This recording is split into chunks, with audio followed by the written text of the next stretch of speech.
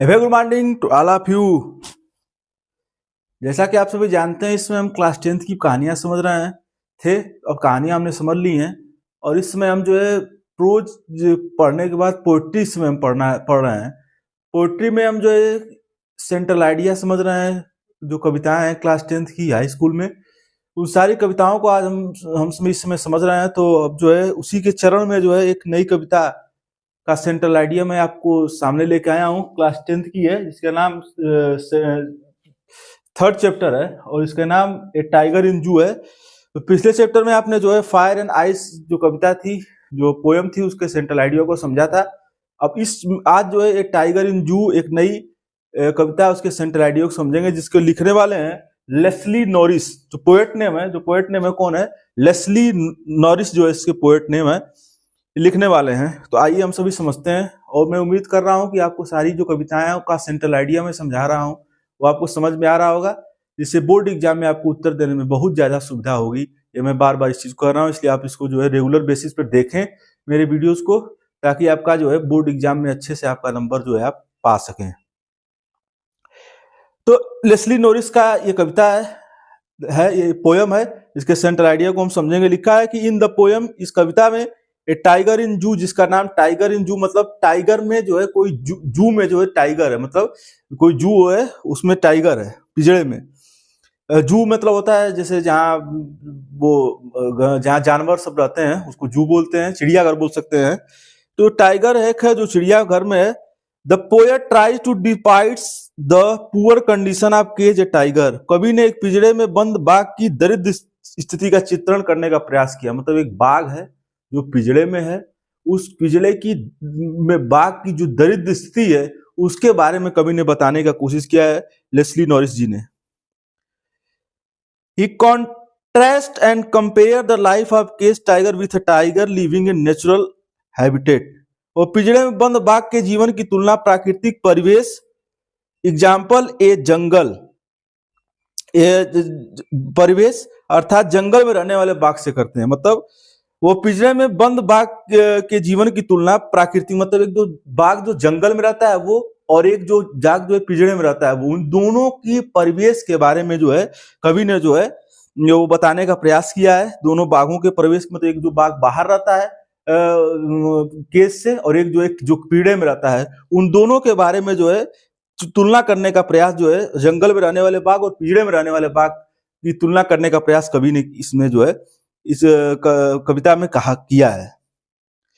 Through the poem, कविता यह बताने का, कविता के माध्यम से the poet try to convey, poem ने जो बताने का प्रयास किया है कि that wild animals should be allowed to live freely in natural habitat. जो जंगली जानवर को उनके प्राकृतिक परिवेश में स्वतंत्र रूप से रहने की अनुमति देनी चाहिए। तो जानवर हैं, वो जो जानवर होते हैं, जैसे आप जब बाघ जो पिंजड़े में रहते हैं तो स्वतंत्र नहीं रहते हैं, वो किसी न किसी के कहने पर कोई कार्य करते हैं, किसी कहने पर खाना खाते हैं, कोई उनको ले जाकर खाना खिलाता है। लेकिन जब वो स्वतंत्र रहते हैं, जब वो जंगलों में रहते हैं तो स्वतंत्र रहते हैं और जो वो चाहते हैं वो करते हैं। तो कवि ने कहा कि नहीं, जो है उनके प्राकृतिक परिवेश में स्वतंत्र रूप से रहने की अनुमति देनी चाहिए। मतलब वो कवि का कहने का तात्पर्य यह है कि उनको स्वतंत्र छोड़ देना चाहिए। जो हम बाघों को, चाहे जो भी जानवरों को हम पिंजड़ों में रखते हैं, जैसे विशेष तौर पर आप बाघ को पिंजड़े में रखते हैं, इसलिए इसका नाम ए टाइगर इन जू के बारे में इस बात विशेष तौर पर की गई है। जो चिड़ियाघर में जू रहते हैं तो वो बोल रहे हैं कि उनको चिड़ियाघर में नहीं रखना चाहिए, उनको प्राकृतिक परिवेश और जंगलों में छोड़ देना चाहिए। वो जो है वही उनके रहने का असली जो है वो स्थान है। प्राकृतिक परिवेश कहने का, प्राकृतिक परिवेश में आप जहाँ जंगल, जहाँ हरियाली है, जहाँ पेड़ हैं, पौधे हैं और भी जीव जंतु हैं, उनके साथ उनको जंगलों में छोड़ देना चाहिए। ये कहना चाह रहे हैं कवि। Freedom is loved by all living being. आजादी सभी जीवित प्राणियों के लिए प्रिय है। उन्होंने कहा कि जैसे आजादी जीवित लोगों के लिए प्रिय है, जो प्राणी होते हैं उनके लिए प्रिय है, not just by human being, न कि केवल मनुष्यों के लिए। मतलब उन्होंने कहा कि आजाद, जैसे हम आजाद हैं, हमको अभी कोई कैद कर लेता है तो हम जो है तमाम तरीके से कहते हैं हमको यातना दी जा रही है, उसी तरीके से कवि ने कहा है कि जो जानवर हैं वो जो उनको अगर कैद करके रखा गया, जैसे इसमें विशेष तौर पर टाइगर इन जू की बात की, मतलब जो टाइगर है उसको जो कैद में रखा गया है, तो उसमें उन्होंने कहा कि ये जो है प्राणियों को भी जो है वो स्वतंत्रता जरूरी है। जैसे हम मनुष्यों को स्वतंत्रता जरूरी है, उसी तरह से प्राणियों को भी जो है जैसे सॉरी जो प्राणियों को स्वतंत्रता जरूरी है, उसी तरीके से जो जानवर हैं उनको भी स्वतंत्रता जरूरी है, उनको भी आजादी जरूरी है। The life of captivity breeds rage, intolerance and stress. अधीनता का जीवन, जैसे हम अधीनता का जीवन क्रोध, असहिष्णुता तथा तनाव को जन्म देता है। उन्होंने कहा कि जो हम अधीन रहते हैं किसी के, जैसे हम ही लोग थे, जैसे अंग्रेजों के अधीन थे तो कितना अंग्रेज हमसे प्रताड़ित करते थे। उन्होंने ये बताने की कोशिश किया है कि जब हम किसी के अधीन रहते हैं, जब किसी के गुलाम रहते हैं, तो वो जीवन काफी जो है दुखदाई होता है, तनाव होता है, और जो वो कहता है वो हमको करना पड़ता है। तो उन्होंने कहा कि आजादी जैसे आपको जरूरी है, जैसे एक मनुष्य को आजादी जरूरी है, उसी तरीके से जो है जो पशु पक्षी है, जो जानवर है, और विशेष तौर पे टाइगर की बात की गई तो टाइगर जो है उसको भी आजादी जरूरी है। आप उसको पिंजड़े में नहीं रख सकते, ये अच्छी बात नहीं है। और कुछ उसमें कहा गया है कि कवि पिंजरे पे कैद एक बाघ का विवरण करा, बताते भी हैं कि ये साफ चमकदार धारियों वाला जो पिंजरा बाघ है वो पिंजरे के अंदर घूमता है। पिंजरा छोटा है इसलिए बाघ की लंबाई कठिनता से मात्र कुछ दिन कदम चल पाता है। मतलब बाघ जो पिंजरा था वो छोटा था और कुछ दिन दूर तक वो चल नहीं पा रहा था। वो बहुत जो था सर्वशक्तिमान प्राणी होने के बावजूद वो एक पिंजरे में कैद। उन्होंने कहा कि सर्वशक्तिमान वो प्राणी है, उसके बाद भी जो है मनुष्य जो है उसको अपने आकर्षण के लिए उसको जू में रखता है कि हम जाएंगे और जू में जाएंगे, चिड़ियाघर में जाएंगे, उसको देखेंगे, लेकिन वो उसको कवि ने जो है अच्छी चीज नहीं कही है। और इस परिस्थितियों में उन्होंने कहा कि बाघ जो है this situation had made the tiger angry. इस सिचुएशन में बाघ जो है वो क्रोधित भी हो जाता है, and he keeping quiet as he know that he is helpless in situation. किंतु वह चुप है क्योंकि वह जानता है कि वह जो क्या है, असहाय है, क्योंकि वो पिंजड़े में बंद है, बाहर जा नहीं सकता और उसको किसी मनुष्य ने ही बंद किया है। तो क्रोधित तो होता है लेकिन वो कुछ कर नहीं सकता है। उन्होंने कवि ने कहा है in this the poet field with the सारो फॉर केस टाइगर। कवि ने पिंजरे बंद कैद बाघ के प्रति शोक भर दिया है। ही फील्स दैट, वो सोचता है a tiger should be free in natural habitat, कि इस टाइगर को जो है प्राकृतिक परिवेश में मुक्त होना चाहिए। ही should B hiding in Shadow, वो परछाई से छिपना, उसे परछाई से छिपना चाहिए। And quite moving through the long grass near the world, और जो है पानी के गड्ढे के पास लंबी घास में चुपचाप उससे घूमना चाहिए। कभी बोल रहे हैं he should be waiting for a fat and healthy deer to pass, उसे भारी भोजन मिलने की आशा में एक मोटे और स्वस्थ हिरण से गुजरने की प्रतीक्षा करनी चाहिए। The poet wants to convey that the actual life of tiger is in the jungle and not the cage. तो कवि मतलब ये बताना चाहते हैं कि जो बाघ है उसका जो जीवन है, जो एक्चुअल जीवन है, जो बोल सकते हैं वास्तविक जीवन है, वो जंगल में है, न कि पिंजड़े में है। उन्होंने कहा है कि पिंजड़े में नहीं है, और उस बाघ उसके प्राकृतिक परिवेश को क्या करना चाहिए, उसके अनुसार एक मुक्त बाघ को जंगल के किनारे पाए जाने वाले घरों के इर्द गिर्द दहाड़ना चाहिए। उस गांव वालों को भयभीत करने के लिए अपने नुकीले सफेद दांत और पंजे दिखाने चाहिए। समझाता है, कवि बता रहे हैं उनको। और उसके बाद कवि ने कहा कि the poet focus return to angry tiger in cage, ध्यान क्रोधित जो बाघ है, जो पिंजड़े में बंद है, उसके क्रोधित बाघ की तरफ ध्यान आकर्षित कराने का प्रयास करते हैं। द पोएट एक्सप्लेन दैट करते हैं, unlike the tiger in jungle the tiger is not free. जंगल के बाघ के विपरीत यह बाघ आजाद नहीं है। मतलब जैसे जंगल में बाघ आजाद है, जो पिंजड़े में बाघ वो आजाद नहीं है।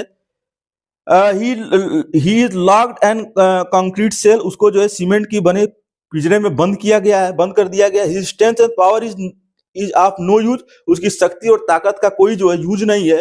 Behind the bar of the cage he is moving in cage ignoring the visitor who are continuously visiting have a look at him. उसकी शक्ति और ताकत पिंजरे के सलाखों के पीछे जो है वो व्यर्थ है, वो उसकी एक झलक पाने के लिए लगातार आने वाले आगंतुकों को अनदेखा करते हैं और पिंजरे में टहल रहा है। मतलब पिंजरे में बंद है तो वो तो उस शक्ति अपना प्रदर्शन करेगा भी नहीं, और करता भी तो वो जो है असहाय है।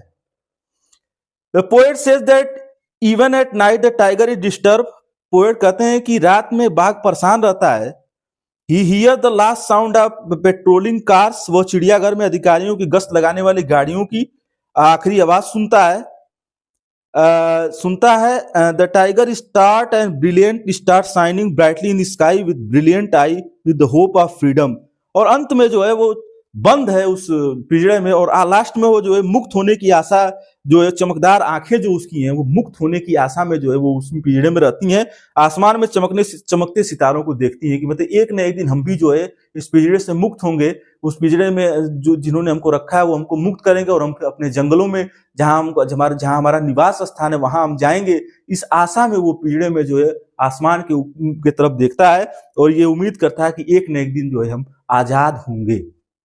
तो कितनी अच्छी बात उन्होंने कही। इसको हम मानव जीवन से भी जोड़ के देख सकते हैं कि मतलब आजादी जैसे आपको जरूरी है वैसे एक जानवर को भी आजादी जरूरी है, इसलिए हमको उनको पिंजड़े में नहीं रखना चाहिए। जो उनका स्थान है, जो जंगल है, उनके वहां पर उनको रखना चाहिए। केवल हम अपने देखने के लिए, हम अपने दिखावे करने के लिए हम जाते हैं चिड़ियाघरों में उनको देखने के लिए, लेकिन उनको कितनी पीड़ा होती है। कवि ने बहुत अच्छे से समझाया कि कितने दुख में वो रहते हैं, तमाम वो रोते भी, उनको दुख भी होता है, लेकिन वो असहाय हैं, वो कुछ कर नहीं सकते हैं। इसलिए जैसे आपको आजादी जरूरी है उस तरह से जो है टाइगर को भी आजादी जो है वो जरूरी है। इसलिए उसको जो है जो असहिष्णुता और तनाव को जन्म देती है जब आप किसी के अधीन, जैसे वो किसी के अधीन ही रहे हैं, जैसे वो किसी के अधीन है जो टाइगर है, तो वो असहिष्णुता तनाव को जन्म देती है। जैसे हम किसी के अधीन, अंग्रेजों के अधीन से कितना हमको प्रॉब्लम हुई और आजादी जब हमको मिली तो हम फिर आजाद भारत में रहने लगे। उसमें जैसे आपको आजादी नहीं मिली थी तो सब प्रॉब्लम में थे आप, उस तरह से वो जानवर भी है, उनको भी अगर आजाद आप नहीं करेंगे तो उनको जो है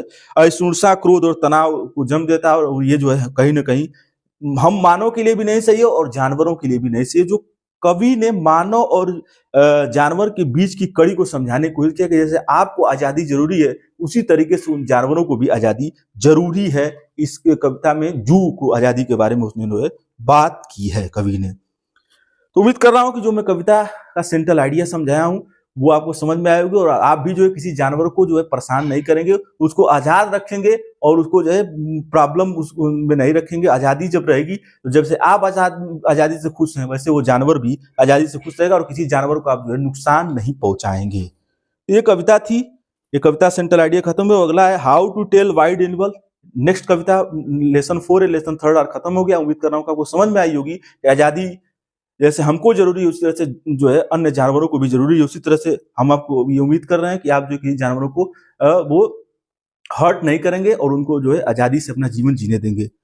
अब how to tell wild animals ये नई कविता है लेसन 4 की, आपको नेक्स्ट पार्ट में बताऊंगा। ये आपका लेसन 3 जो है आपका खत्म हुआ है, टाइगर इन जू। और हम सभी इस कविता से सबक लेते हैं कि हम सभी जानवरों को परेशान नहीं करेंगे और जैसे हम आज़ादी से जीवन जी रहे हैं उनको भी आज़ादी से जीवन जीने के लिए उनको खुले जंगलों में छोड़ देंगे। तो ये आप कहानी खत्म हुई। नेक्स्ट पार्ट में हम अगला chapter how to tell wild animal नया सेंट्रल आइडिया हम समझेंगे। मेरे चैनल के पोस्ट सेक्शन में जाकर आसान सवालों के जवाब दें और तैयारी बेहतर करें। संडे स्पेशल क्लासेस के लिए मेरे यूट्यूब को लाइक करें, फॉलो करें, सब्सक्राइब करें तथा अधिक से लोगों को मेरे चैनल के बारे में जानकारी देकर जागरूक करें। यह कविता खत्म हुई। अब अगली कविता जो है how to tell wild animal हम समझेंगे। Thanks to all of you.